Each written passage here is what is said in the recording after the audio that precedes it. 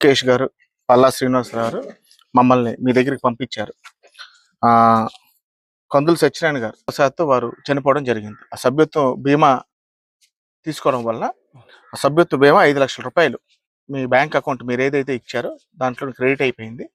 ఆ నామినీ పత్రాలు మన పార్టీది, అదేవిధంగా యునైటెడ్ ఇండియా ఇన్సూరెన్స్ది 5 లక్షల పత్రాలు మీ ఇంటికి వచ్చి వారి కుటుంబ సభ్యులకి నామినీకి అందించాలని పార్టీ ఆదేశించడం అయింది.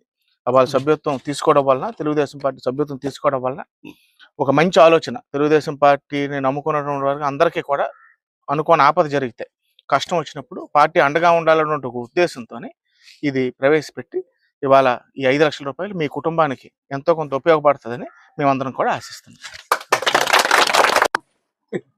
చంద్రబాబు నాయుడు గారు పెట్టిన మాకు 5 లక్షల రూపాయలు చెక్కు 9 ద్వారా మాకు వచ్చేయండి. అతనికి కృతజ్ఞతలండి. మేము రుణపడి ఉంటాం. దీనివల్ల మా కుటుంబం మేము ఏదో లబ్ధి పొందామండి.